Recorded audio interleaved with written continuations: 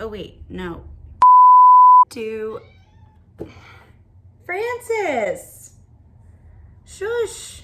Oh my God, my cat. What is she doing? They turn on the camera and she gets the zoomies. Yes. Oh my God, she's so needy. You're so needy today. Why?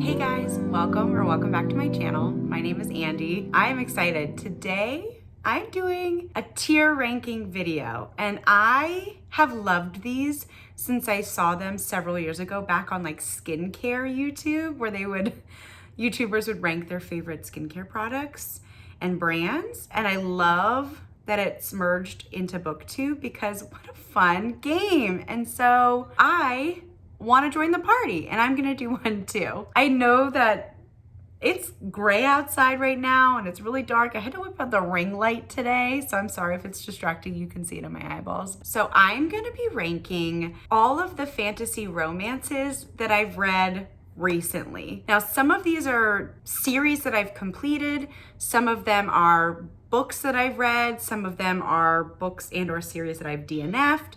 But I figured I would compile a list of as many fantasy romances as I could recall reading in the last, year or so, and decide from there who reigns supreme, which ones are the bee's knees. Okay, so I've got 5 different categories. I've got the top tier, which is the best of the best. So my favorite fantasy romance books or series, ones that hold a really special place in my heart, just my faves. The best of the best. Next, I've got the ones that are so good. I love them, but they're not perfect to me. For whatever reason, they're not like that God tier, but I really, really, really like them. The next is the meh. Like, these were fine. Like, they were okay. It was a mixed bag. There were things about them that I liked, things about them that I didn't. They were just okay. They were meh. Then I've got, this was not for me. And these are either books that are popular and I really didn't like them for whatever reason, or just in general, there were things about this book that really irked me and left just like a bad taste in my mouth, or just I was rolling my eyes about something. These are just the ones that didn't work for me and I did not like.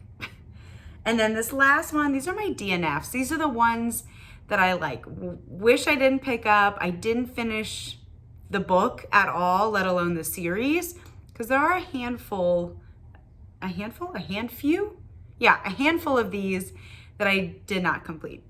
And I'm not sorry about it. Sometimes DNFing is self-care. You gotta do what you gotta do to prevent a reading slump, right? Okay, the first one here is Falling Kingdoms. This is by Morgan Rhodes. This is like a YA fantasy romance, yes, but it feels more like a soap opera. I felt like this one was so dramatic. If you go in with reasonable expectations, like kind of knowing it's gonna be like a CW show where it's like over the top, a little ridiculous, but also wildly addicting. And there are so many different storylines, all of which you are very intrigued by. I'm gonna put this one in so good. Oh, okay. Duel of Fire by Jordan Rivett.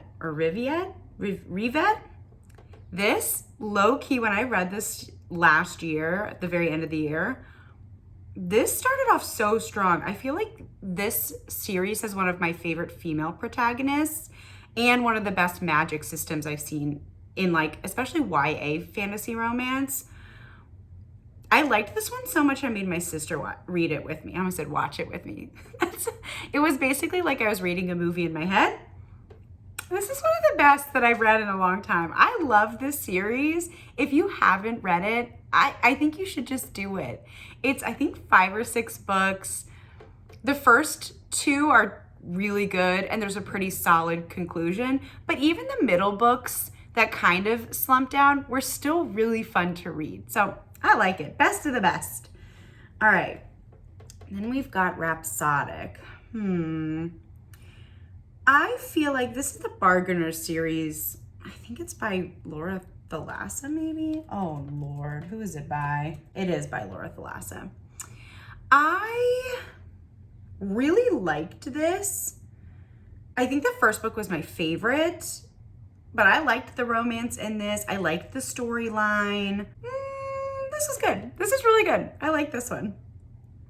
Ash Princess. This is one that I read sort of recently and was pleasantly surprised. Again, I've mentioned this before. I have this whole backlisted queue of all these fantasy romances that I just casually want to get to. And so this was one that I picked up. I think I picked up the very beginning of this year. This was fun. This one has some like darker vibes. It has some cool gemstone kind of magic. If I remember correctly, there is a bit of a love triangle situation going on this one, but I kind of feel like I remember liking the way that it was handled. So if you're like on the fence about love triangles, I feel like this was a good example of what a love triangle is or can be. I'm almost, now that I see my groupings, I sort of wish I had one in between so good and meh. I'm gonna put this one in meh. Like, it's good. I feel like I remember the second book being not great, but liking the third book. Yeah, I think that's where I'll put it there. It's a fun one. I liked it a lot. So again, if you haven't read it, give the first book a try. You might like it. Serpent and Dove. Oh, this is not for me. I buddy read this with my friend Amber from work, and we read the whole trilogy. And the first book we liked. We did not like the audiobook narrators. This is one of my least favorite audiobooks I've ever consumed. Do not listen to it. Absolutely, if you're going to even try this series, read the physical book or the ebook. I didn't care. This first book, I was like relatively intrigued by their little romance, and he's the little priest and she's the witch, and like, kind of enemies to lovers. I liked that, but as the series went on, it dragged and I started to hate all of the characters. I didn't care about their romance anymore. I didn't think the world building was all that good. The villain didn't feel well developed. I didn't like it. Pestilence, I'm gonna put in meh. Like, this first book, Pestilence, I had a lot of fun with. I went in with no expectations, and like some crazy dark, abusive, crazy stuff happens between the like love interest and our female protagonist at the beginning of the book. So I would definitely look up content warnings, because I don't think this series or any of these books are gonna be for everyone. I liked Pestilence. I thought it was really interesting. But then when I read War, it just felt like I was reading the same book, but with like insert different characters. I didn't like it. I was so bored, and I didn't continue the rest for me. So this was fine. Like, if you've read one, you've read them all. Although I have heard that the fourth book, I think it's Death maybe, is like people's favorites, but I don't think I care enough to try. Oh, ACOTAR. ACOTAR has a really special place in my heart, because I do think it's one of the first fantasy romance series that I listened to or that I read, and I fully fell in love. I was so invested in all the characters. I had such a crush on Rhysand and other characters throughout the story. I love the friendships and the found family aspect. I thought the second book, A Court of Mist and Fury, is absolutely the best. I really was disappointed by A Court of Silver Flames. Nesta is like my least favorite character, but as a whole, I love this world. I love Miss Sarah Janet, and I think this is great. I'm so basic. I'm like, yeah, read ACOTAR. It's great. I love it. No shame. Ooh, Gild. I also love Gild. Now, the first book isn't going to be everybody's cup of tea, because a lot of it almost feels a little bit like a prequel. Like, it's really setting up like who the character is, what this world is, what is some of the magic, what are some of the character dynamics. But this is more of a slow burn where you don't meet the love interest until later on. And as the books go on, they get better and better and better. And the romance is wonderful. I don't want to say too much because I don't want to spoil anything, but it's great. I love it. I loved it. I'm here for it. Okay, The Last of the Fire Drakes, or whatever this one is called. I read the first one and it was okay. And I think I started the second one and then DNF'd it. So I'm gonna put this one in DNF because liked it. It just felt really young to me. I think it says technically that it's a YA book, but it reads younger. It almost read like middle grade, and the main character was really impulsive and really immature. And I was like hoping she was gonna grow, and she just wasn't. Her character wasn't developing in the way that I like wanted and needed her to. And so I think if you're into YA, or you like more wholesome or like less steamy romances, this might be a good one to try. But for me, it like didn't check any of the boxes I wanted it to check in a fantasy romance, so it wasn't for me. Okay, Disenchanted. This I feel like is a really underrated book. I haven't seen it much on YouTube or Book Talk or like any of the places that you can consume bookish content. I loved this. I thought it was so good. I think it's supposed to be a series. It might be indie published. I think I loved this because it had really interesting magic system. It was very much a slow burn, and it really worked for me.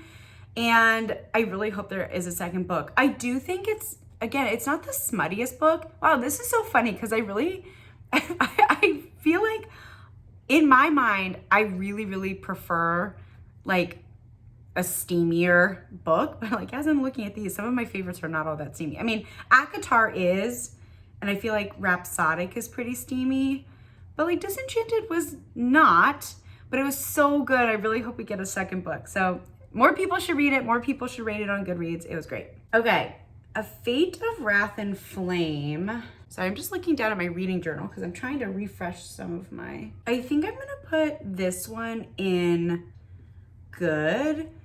Right after I finished reading it, I did give it a 4.5 stars because I was like really intrigued by the plot, and I was really curious to learn more about the main character's magic and like where all of that was going.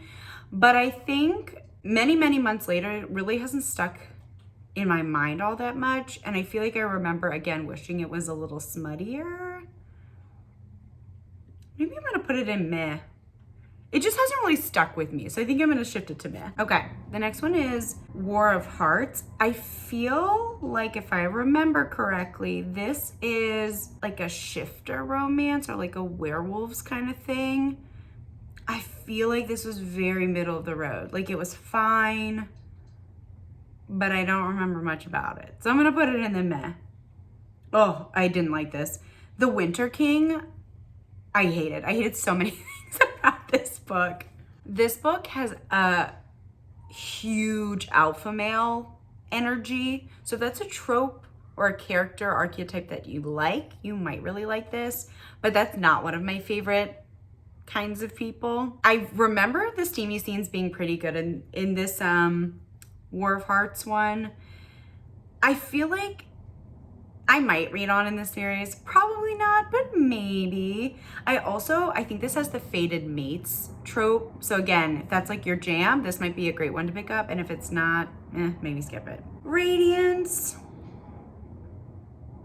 I feel like I really liked this one, but it was kind of PG and wholesome. This is like an acquaintances, friends to lovers / an arranged marriage kind of situation. And I feel like there's a lot of really interesting humor because he's like the love interest. He's like one kind of mythical creature and she's human, and they're both like kind of repulsed by each other, like their physical characteristics, but they really suit each other and they really grow to trust each other. And I loved their relationship and their chemistry. But again, I don't think it's the steamiest thing, so don't go into it expecting that.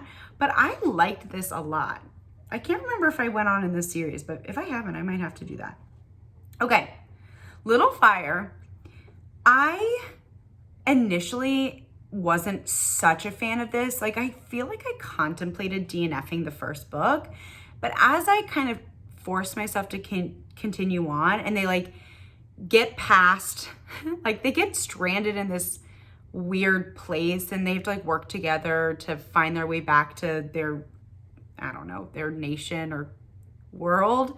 And that drags for so long. But once they like resolve that first, conflict's not the right word, but that problem, I think the plot picks up a little bit after that, and that helps their chemistry quite a bit. And honestly, so there's 2 books following this guy and the girl, and then the next 2 books are following like one of the friends, and I cannot wait to read those books. The 3rd and 4th books are following the male character, like the very Cassian-esque character, and I can't wait for those. So I'm gonna put that in good because I did like this more than I was expecting, and I'm really excited for the next books. Okay, Daughter of whatever this is, No Worlds. I think I'm gonna put it in meh. I think I ended up giving it like a solid 3 stars. Like, it was okay. I remember at the beginning, I was really invested because the main character, whatever her name is, she's like just discovering her magic. And I was so curious and invested because you were learning with her. And she's like going through these trials. And this is like a grumpy sunshine dynamic. So I did like that. But again, I think it just, by the end, I didn't care. Yeah, like I think around 50%, it started to drag a little bit for me and I kind of lost interest. So this was okay. It started off strong, but wasn't great. Okay, Queen of oh, this is oh my God, what is this series called by Sarah J Maas? Oh my God, I'm totally brain farting.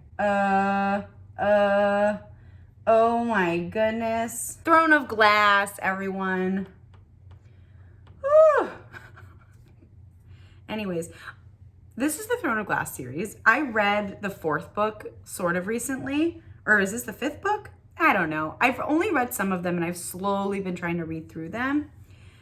To me, this is good. This is really good. I feel like maybe because I haven't finished the whole series, I could see this going up to being one of the best of the best. I like a lot about this world and about these characters, but there's also characters that I really don't like and I can't stand when we're like in their POVs or like getting their chapters. So right now, I think I'm on the 5th book. That's the next one I have to read. And so maybe I'll keep you posted. Let me know in the comments down below. Where would you put any of the Sarah J Maas books? I'm so curious. Okay, this is one of my favorites. So Mating the Huntress by Talia Hibbert is so good. It's a novella. I don't even remember all that much about the plot, but I just remember it being so good. It's like a really cheesy, funny shapeshifter romance. And I feel like the characters have such good banter. The male love interest is really likable. He's so funny. Yeah, it was just so entertaining and it's short. And I love Talia Hibbert, so this is such a delight. I highly recommend. Okay, The High Mountain Court I DNF'd. I feel like I saw on someone's channel, I can't remember, but somebody pitched this to them as if you like, I think it was if you like ACOTAR, you'll like this. And so she got bamboozled and I got bamboozled and I didn't like this. I DNF'd it at like 20%. Yeah, and if I remember, I think it's kind of like an insta-love trope. Yeah, I just think I didn't care. I think it was moving too slow. I also did not like the audiobook narrators, which didn't help. Yeah, not great. Didn't like it. Didn't finish. Zodiac Academy. Okay, I jumped on the bandwagon when this book was everywhere a few months back, and I haven't finished the series. I stopped, I think, at like book 6 maybe, and upon reflection, I feel like this is just meh. Like, similar to Falling Kingdoms, this is a dramatic ass series with so many ups and downs. There is a lot of like sorry if you can hear the boats and planes going by. There is a bully romance that's like this at the center of this. And, you know, it was so addicting. I just like don't see myself picking the series back up to finish it now that like my energy with it has passed. Yeah, I'm gonna leave it a meh. It was okay. It was fun though. If you want something really like not good for you, but also like good for you, you know? Maybe give it a go. I made my sister read this too, and she didn't like it. I think she maybe read the second book, but I'm not even sure if she finished that much. Okay, the next one is King of Battle and Blood. This one was also kind of meh. Like, I feel like the lady protagonist in this one, whose name I can't remember, I feel like she bothered me because she did the like, oh, I'm denying how I feel for like 90% of the book. So I feel like that kind of irritated me. I do feel like I liked the love interest. Like, I feel like I remember him being really charming and funny and like really likable. Oh, I just looked it up. Her name was Isolde. And yeah, I feel like she was so self-righteous. She did grow on me a little bit. Yeah, I think I'm good with meh because there were things that I liked and things that I didn't. And I do feel like I'm kind of excited to pick up the next one because I was intrigued throughout this book about like where the plot was going. But yeah, I think it feels good right in the meh spot. All right, yep, I remember this run where I read a lot of Scarlett St. Clair. The Touch of Darkness I loved. I thought this was so good. This is a Hades and Persephone retelling, and I had such a fun time with it. I thought it was so good. It was, to me, like the perfect amount of smut. I thought it was really, really fun and really well done. It's such a good dynamic. A Game of Fate was not for me. I technically finished this book, but it was just the repeat of book one from A Touch of Darkness, but from Hades' perspective. But it was like the exact same book, and I was so bored throughout it. No, wasn't for me. Okay, Untainted, I also feel like goes in this meh spot where I liked the main female protagonist. I feel like she was pretty badass. She was a really good fighter. I feel like this one might have been a love triangle. I can't remember, guys. I read too many of these books. Yeah, I mean, it's not sticking out on my mind. So I think meh is where it's gonna go. Wildest Dreams was also like very meh. The thing that drove me the most crazy in this book is the main character says cool about everything. Like, everything is cool. If I had $1 for every time she said cool in this book, I would be like a multi-millionaire. She says it to describe everything, whether she's being sarcastic, whether she's being serious, like everything is cool, and it got on my nerves so much. And if I remember correctly, the main guy in this like is kind of an asshole and does not do enough like apologizing and groveling.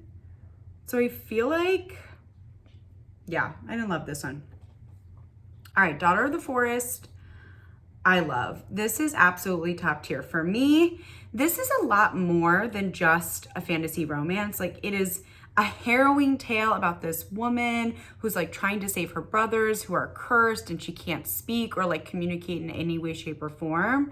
And like through that horrible experience, this trial of her like desperately trying to save her brothers, she like meets someone and, you know, love ensues, it conquers all. But it was so good. Juliette Marillier, or however you say her name, is a stunning writer. I felt like I could feel and see myself in this world. It was so vivid. I loved it so much. 10 out of 10. It is so good. If you haven't read it, please read it. It's so good. If you take any recommendations from this video, read Mating the Huntress and read Daughter of the Forest. They are top tier. Okay, The Witch Collector, I read this summer, and okay, yeah. So The Witch Collector, like the plot tells it all. It's about a witch collector and he collects a witch and they fall in love. But I do feel like this is the classic like enemies to lovers, when they're enemies for 2 seconds and then they fall in love. This book took me a really long time to get into, but by the end I was pretty invested. Yeah, I'm gonna put it in meh, but like the top end of meh. I feel like I wanna close ranks here a little bit. This was probably meh. This goes at the top. This was better than that. Yeah, that's looking better.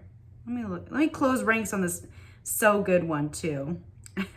My ADHD brain is feeling distracted right now. Okay, no, back to the next book. Okay, The Song of the Marked. I liked this first book a lot. Yeah, this one right from the beginning was definitely giving Throne of Glass vibes. So if you're into that, you might really like this series. I really liked the love interest in this one. I thought he was really interesting. I feel like he was kind of a cinnamon roll on the inside, but grumpy on the outside. But I just was so disappointed in the second one. Like, I think they gave the second one maybe 2 stars. 2.5 stars, guys. I'm gonna say maybe this one just like wasn't for me, but like at the top end, if I can switch it. No, okay. Because the first book was so fun.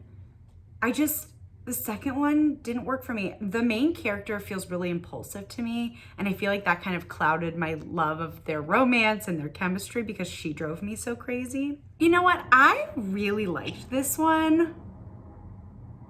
I thought this was really fun. I thought the story is about this one sister who, oh my God, they're twins, I think, that were like separated at birth, and one is raised as a witch in an outside community and one is being raised to be the queen, and they switch places for reasons, and it like, you know, progresses from there. And I had a lot of fun with this. I'm gonna put this in so good. I liked this one. I had a really good time with it. I was really entertained. I liked one of the sisters more than the other one, but I still, by the end, had fun. Crescent City.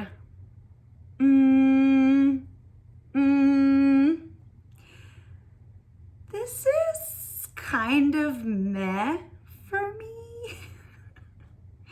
I didn't love this book. That's not true. I'm lying to you. I liked this first book. It took me a long time to care or like Bryce and whatever his name is. I really liked it in the end, like the cliffhanger, and it was really dramatic. But the second book made me kind of mad, where I felt like the whole book dragged into like the last 10% when like things go bananas, and I was so interested. But as a whole book series that's out, it was just okay for me. ACOTAR is my favorite of the Sarah J. Maas stuff that I've read, then Throne of Glass, then Crescent City, I think. All right, Kingdom of the Wicked. This was okay. This was really fun. I think if you're in the mood for like a paranormal, spooky kind of dramatic fantasy romance for the fall and like Halloweeny season, this is such a good one to pick up. It was really twisty and turny and fun, but it was really melodramatic, but it was a good time. I like that one. Oh, Half a Soul I loved. This is such a whimsical, like sweet romance. It's really short. I had such a fun time reading this. Reading this book put me in such a good mood. I loved their relationship. It is the perfect like friends to lovers, like slow burn kind of dynamic. I loved it so much. It was great. Oh, do I have Rhapsodic on here twice? Oh, please ignore. And then Bridge Kingdom. I love the Bridge Kingdom. I think this series is so good. The first 2 books follow like one set of characters, and then the next 2 books follow another set of characters, and they're all great. The audiobooks are all great. The world building is great. I loved everything about their relationships. There's drama and war and strong female protagonists, which we like. I'm gonna move it up this as I'm talking about. This is good. Okay, now I'm gonna close ranks because most of these I like where they are, but there's a few I feel like I wanna move. Okay, yeah.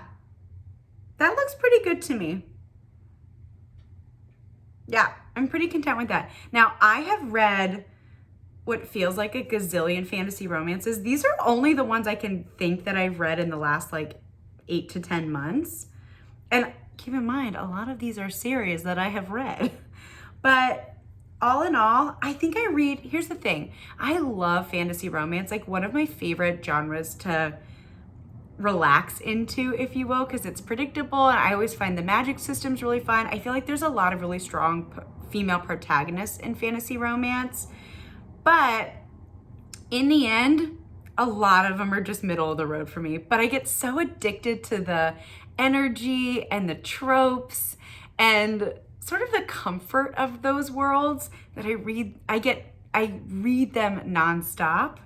And I know that it is currently spooky season. It is October 17th that I'm filming this, and I am not in the mood for scary things, but I am in the mood for fantasy romance. And so that's why we're here. Anyways, that's it. That was really fun. I could see myself maybe doing this for other genres. Let me know if there's any other tier ranking you might want to see in the romance subgenres that I read, like historical romance or contemporary romance, or I don't know, fantasy in general. I love when I see people do this with their favorite tropes, so I could kind of see myself doing one of those videos soon. I don't know. You'll have to like and subscribe to see what comes out next. So anyways, I hope you had fun. I really had a good time doing this. I love reflecting on all the cheesy fantasy romance that I've read over the last year and some change. Thank you so much for watching. So grateful that you're here. I hope you have a wonderful rest of your day or morning or evening, wherever and whenever you are in the world. And I'll see you in the next one, guys. Bye.